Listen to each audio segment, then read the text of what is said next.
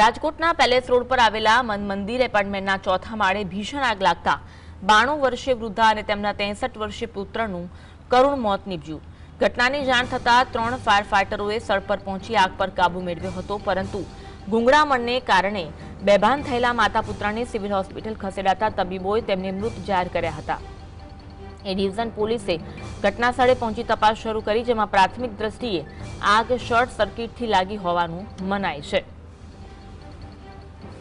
રાજકોટમાં એપાર્ટમેન્ટમાં ચોથા માળે ભીષણ આગનો બનાવ બન્યો હતો, જેમાં માતા પુત્રનું કરુણ મોત થયું છે।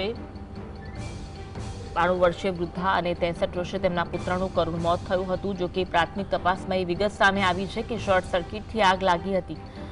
3 ફાયર ફાઇટર છે, 3 ગાડીઓ છે તે સ્થળ પર પહોંચી હતી અને આગ ઉપર કાબુ મેળવ્યો હતો। આસપાસના લોકો પણ ઘટના સ્થળે દોડી આવ્યા હતા।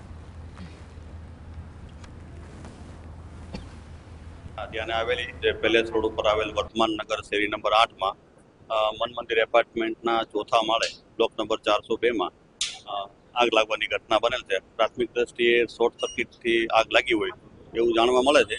બાકી એફએસએલ રિપોર્ટમાં જે આવશે એનાથી ચોક્કસ આગનું કારણ ખબર પડશે। આજ અંગે વધુ વાત કરીશું। સંવાદદાતા લખી અમારી સાથે ફોન લાઈન પર જોડાયા છે। લખી, આગનો બનાવ બન્યો છે રાજકોટમાં, વિગત જણાવશો?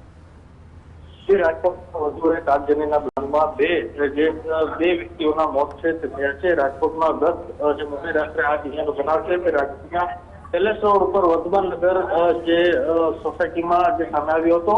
મન મંદિર એપાર્ટમેન્ટમાં ચોથા માળે 402 નંબરના ફ્લેટમાં આગ લાગતા અચાનક અફરાતફરીનો માહોલ છે તે સર્જાયો હતો। તાત્કાલિક ધોરણે સ્થાનિકોએ ફાયર વિભાગને જાણ કરતા ઘટનાસ્થળે પહોંચ્યા હતા અને જ્યાં આગ પર કાબુ મેળવ્યું હતું, પરંતુ આ સમગ્ર ઘટનામાં જે માતા પુત્રનું જે મોત છે તે થયું છે। 92 વર્ષીય પ્રભાબેન પુજારા અને તેમનો પુત્ર 63 વર્ષીય નરેન્દ્રભાઈ પુજારાનું ગુંગળામણના કારણે બેભાન અવસ્થામાં મળી આવ્યા હતા। તેમને તાત્કાલિક ધોરણે રાજકોટ સિવિલ હોસ્પિટલમાં ખસેડવામાં આવ્યા હતા, પરંતુ ફરજ પરના તબીબે તેમને મૃત છે તે જાહેર કર્યા હતા।